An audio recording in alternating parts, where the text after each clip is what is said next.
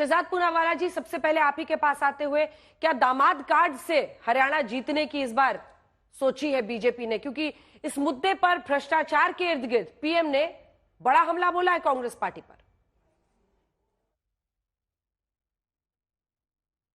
अंजना जी, दामाद एक मानसिकता का परिचय तब मिलता है। याद होगा आपको कि जब कांग्रेस की सरकार थी, MRMGF scam, Gurgaon amusement park scam, skylight scam, Wazirabad scam, RGCT scam, Rohtak land scam, Kurukshetra land scam, Panchkula land scam, drain scam, scam ही स्कैम देती थी। और सारी स्कैम पे क्या कार्रवाई हुई है वो भी गिनाने के लिए मैं तैयार हूं, मैं आगे गिनवाऊंगा।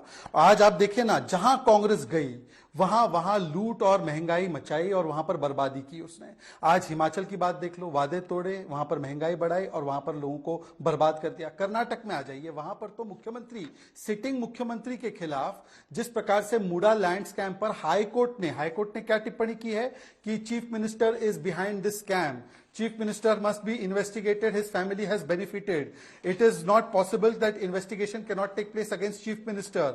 Irresistible conclusion that Chief Minister should be investigated. और आज भी स्पेशल कोर्ट ने कहा है कि FIR दर्ज होनी चाहिए मुख्यमंत्री के खिलाफ। और केवल यहां पर रुकती कर्नाटका में बात तो भी समझ आते। वाल्मीकि स्कैम, वहां पर तो मान लिया कि 190 करोड़ का स्कैम हुआ है, ये बोलते हैं फिगर कम है, पर मान लिया कि स्कैम हुआ असेंबली में। ट्रांसफर पोस्टिंग स्कैम जिसमें एक दलित सिपाही ने आत्महत्या कर दी। खड़गे जी का लैंड स्कैम, एरोस्पेस पार्क की लैंड दलितों के लिए, साधारण दलित स्टार्टअप्स के लिए थी, उनके बदले खड़गे जी के परिवार के ट्रस्ट को मिल जाता है। राइस स्कैम, चावल में भी घोटाला, दलितों के 14,000 करोड़ को डाइवर्ट करके घोटाला। तो घोटाला ही घोटाला, जहां कांग्रेस जाती है वहां लूट मचाती है। और मैं आपको और एक आज की बात करना चाहता हूं हरियाणा पे, क्योंकि हरियाणा की डिबेट है।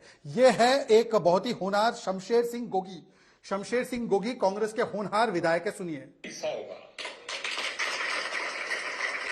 क्या बोलते हैं, सुनिए।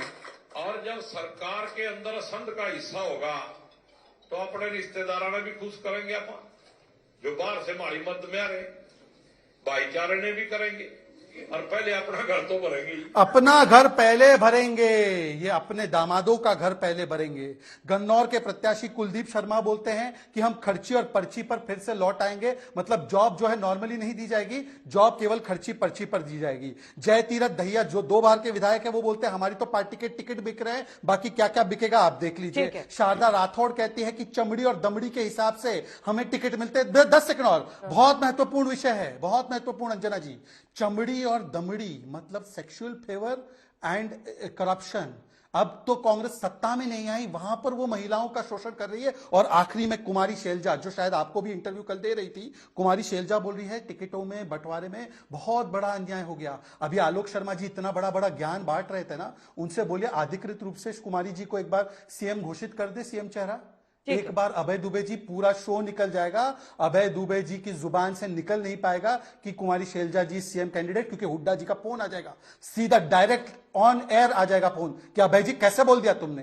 तो इसलिए मैं कह रहा हूं सोच समझ के बोलना अभय जी। ठीक है अभय जी, अब आप मोर्चा संभालिए कांग्रेस पार्टी की तरफ से। ये हरियाणा में बहुत चल रहा है, बिना पर्ची बिना खर्ची, बीजेपी कहती है हम नौकरी देंगे, और इधर से आपके 2 नेताओं का बयान, पर्ची खर्ची का फिर से आना।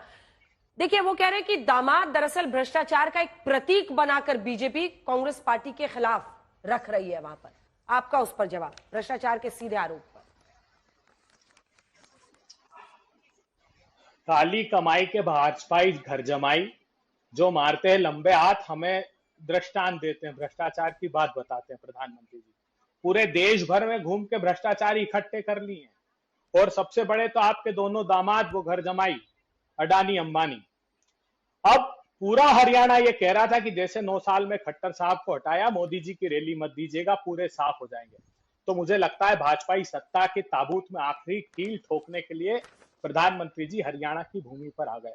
प्रधानमंत्री जी जो हरियाणा को बेतहाशा जख्म दिए, वो क्या भूल पाएगा हरियाणा? आपने कृषि के काले क्रूर कानून लाए, 700 किसानों की शहादत हुई, श्रद्धांजलि सदन में नहीं देने दी। अब आपने फिर से एक सांसद कंगना रनौत को लगा दिया कि काले कृषि के क्रूर काले कानून लेकर आएंगे। फिर से आपने लोनी के विधायक नंद किशोर से कहलवा दिया कि कहो कि कृषि के काले कानून जो कंगना कह रही है वो फिर से हम लेकर आएंगे।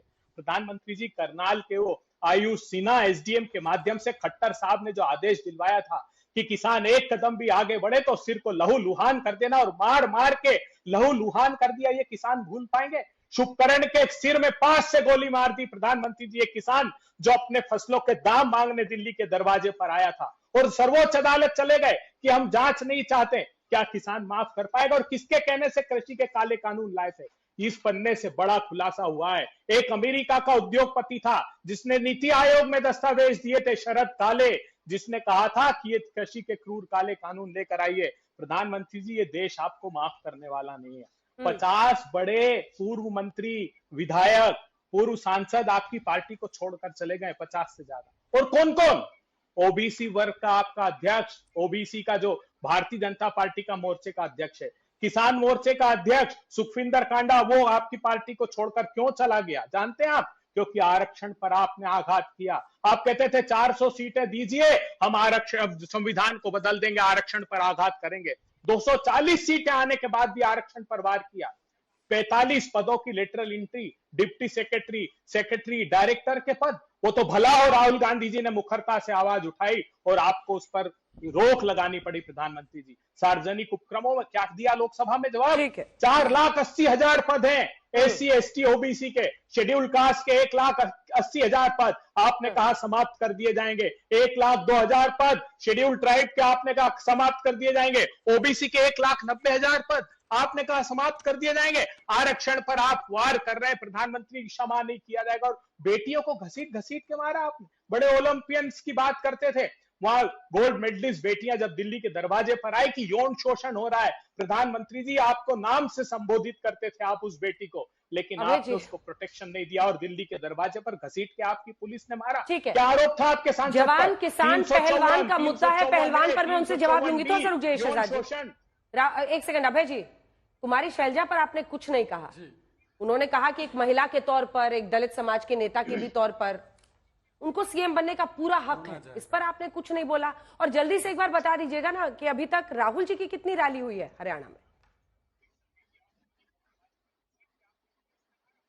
अंजना जी, पूरा हरियाणा एक तरफा इस बार भारतीय जनता पार्टी का सुपड़ा साफ कर रहा है। और आपके शो में कहा था, कुमारी शैलजा एक प्रतिबद्ध कार्यकर्ता है।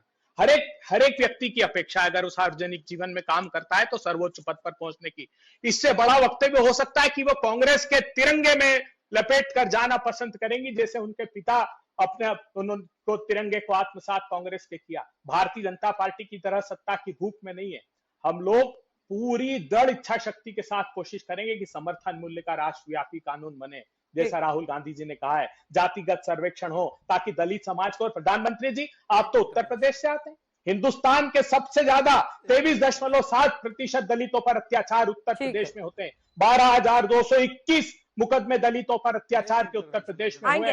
आपको एक बार दलितों वाले मुद्दे पर भी आएंगे, जवानों वाले मुद्दे पर भी आएंगे। कंगना रनौत ने क्या कहा, आज राहुल गांधी ने बिना नाम लिए क्या हमला बोला, उस पर भी आएंगे। लेकिन शहजाद जी, पहलवानों का मुद्दा क्या आपको बहुत भारी नहीं पड़ेगा इस बार हरियाणा के अखाड़े में? क्योंकि विनेश फोगाट सामने मुकाबले में है जुलाना सीट से अपनी ससुराल से। इसके बाद में कुलदीप जी और प्रतीक जी आपके पास भी आऊंगी। लेकिन ये इशू भी बड़ा है और वो हर जगह जाकर कह रही हैं उनके साथ नाइंसाफी हुई और वो चुनाव लड़ रही।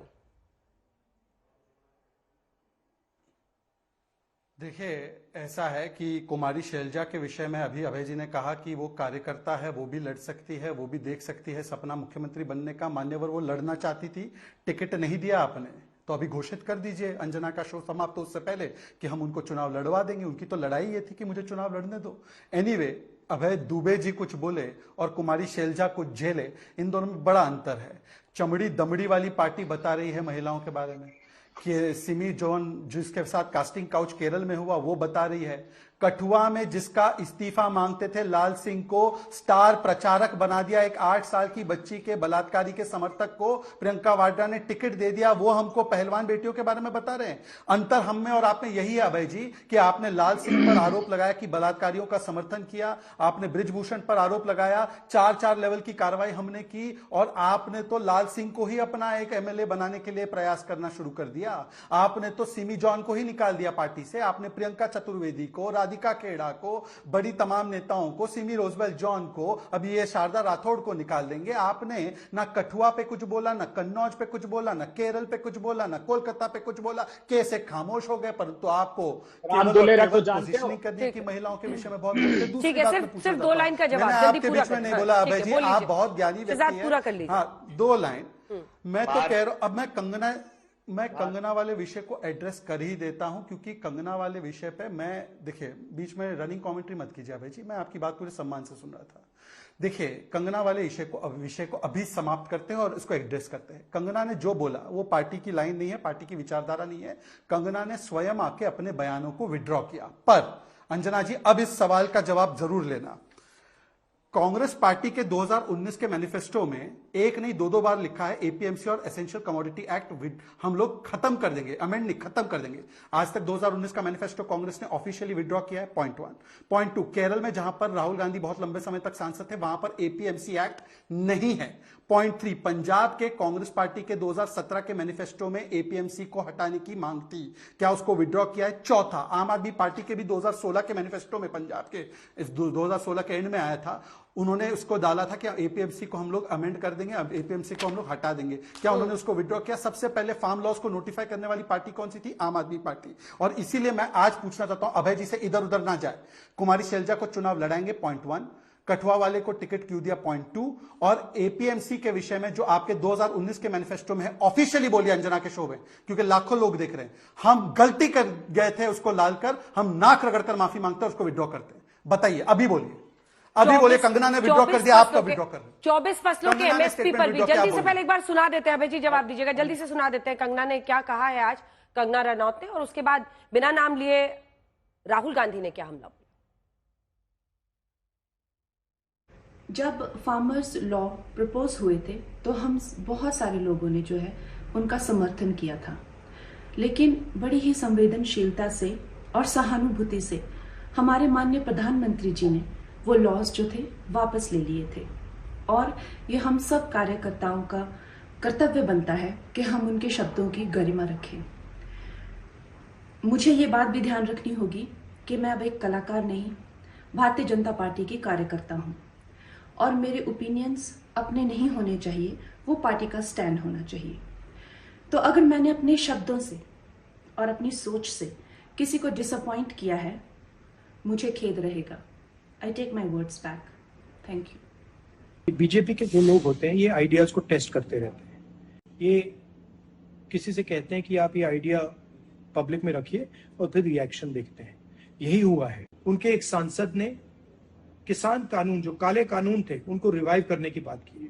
मोदी जी, आप क्लैरिफाई कीजिए, आप इसके खिलाफ हैं या आप फिर से बदमाशी कर रहे हैं? क्या वो किसान के कानून रिवाइव करेंगे या नहीं?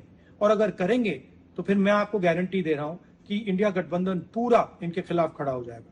700 लोग शहीद हुए हैं, उनकी याद करनी है, उनकी रिस्पेक्ट करनी है। मोदी जी ने 2 मिनट मौन नहीं रखने दिया था, हम ये कभी नहीं भूलेंगे। आपको बताते हैं हरियाणा में किसानों का मुद्दा इतना बड़ा क्यों है, क्योंकि देखिए जवान, किसान और पहलवान तीनों को समझिए। सबसे पहले अगर आप जवानों के मुद्दे पर आएंगे तो हरियाणा की जो कुल आबादी है वो पूरे देश की सिर्फ 2% है, लेकिन जो सशस्त्र बल है भारत में उसमें 10% लोग हरियाणा के हैं, 10%।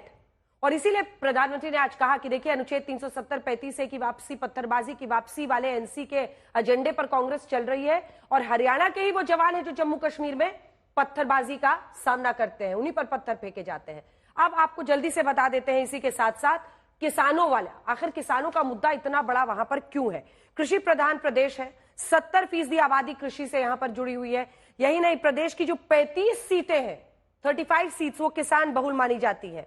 केंद्रीय खाद्यान्न भंडार में दूसरा सबसे बड़ा अगर योगदान किसी राज्य का है तो वो हरियाणा है। हरियाणा में करीब 25 लाख किसान हैं। 90 में से 35 सीटों पर किसान तय करते हैं कौन जीतेगा।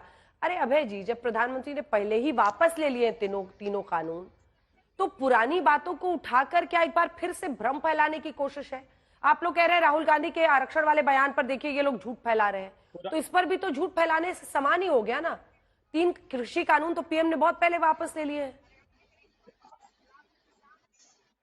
सवाल जोड़ दीजिए अंजना जी, मेरा सवाल उसके जोड़ बावजूद दीजिए। भारतीय 24 जनता पार्टी फसलों के के एक MSP पर संवैधानिक भी, पद हाँ। की शपथ प्लीज खाने रुकिए, वाले रुकिए। विधायक ने उस एक मिनट अंजना जी, बोलिए बोलिए अंजना बोलिए। जी, भारतीय जनता पार्टी के एक विधायक ने भारतीय जनता पार्टी की सांसद के कहने के बाद समर्थन किया। भाजपा की ये प्रवक्ता का स्टेटमेंट आने के बाद समर्थन किया नंद किशोर ने, जो लोनी से विधायक है। और मैं पूछना चाहता हूं प्रधानमंत्री जी विनम्रता से, क्या सबसे ज्यादा शहादत हरियाणा के किसानों की नहीं हो रही जम्मू कश्मीर में? आप जब जम्मू यहां पर आए हरियाणा में, प्रदीप नरवान, उसकी गर्भवती पत्नी, एक युवा 24-25 साल का, उसकी शहादत हो गई वहां पर। उसके पहले मिस्टर मोहित कलकल मेजर बनने से रह गया, उसकी शहादत हुई। 26 हमले हुए पिछले 100 दिन में। जिस दिन आपका मंत्रिमंडल शपथ ले रहा था, जम्मू के रियासी में 50 राउंड फायरिंग हुई और जो श्रद्धालु थे वहां के मंदिर जाने वाले, 9 लोगों की हत्या कर दी गई और 41 लोगों को गंभीर रूप से घायल कर दिया। प्रधानमंत्री जी, आपको जरा भी दुख नहीं होता? अग्निवीर जैसी स्कीम, और आपने कहा था सेना ने 30 साल से प्रयास किए। नहीं, नरवणे साहब ने अपनी किताब में लिखा कि समूची सेना चौंक गई थी जब ये इसकी घोषणा की गई। आप प्रधानमंत्री बने थे, सबसे पहला निर्णय क्या लिया था? एक के बाद एक जमीन हथियाने के 3 अध्यादेश लेकर आए थे। राहुल गांधी और किसान सड़कों पर उतरे, आपकी सरकार को घुटने फेंकने पड़े, आपको नाक रगड़ने पड़े इन 3 काले कानूनों को वापिस लेने के लिए। क्या आप फिर से वो दोहराना चाहते हैं? आपने किसानों का 150 रुपए छोटा का सा जवाब बोनस शहजाद जी, वरना ये कांग्रेस बीजेपी की लड़ाई रहेगी, बाकी दोनों बोल नहीं पाएंगे। करोड़ रुपए एकदम छोटा सा, सिर्फ 2 लाइन। निजी कंपनियों को कमवा दिया। मैं सिर्फ 2 आपकी लाइन का पोजीशन जवाब। बिल्कुल समझता हूं। मैं आपकी पोजीशन बिल्कुल हाँ बिल्कुल अंजना जी, आपका पूरा सम्मान करते हुए 2 ही लाइन बोलूंगा। अंजना जी, मेरा सवाल बहुत स्पेसिफिक था। कंगना रनौत ने अपना statement categorically unconditionally withdrawn from the public domain. अब मैं कांग्रेस से स्पेसिफिकली केरला पे नो एमपीएमसी है, इनका 2019 का manifesto has it been withdrawn, ये स्पेसिफिकली पूछा। और दूसरी बात, अभी उन्होंने हमारे सेना के लोगों की शहादत की बात की। सड़क का गुंडा किसने कहा था सेना प्रमुख को? और पाकिस्तान से बातचीत करने की बात जम्मू कश्मीर में नेशनल कॉन्फ्रेंस कर रहा है, जिसका स्वागत दो लाइन से पाकिस्तान के ज्यादा हो ख्वाजा गए, आसिफ 2 लाइन कर रहे हैं।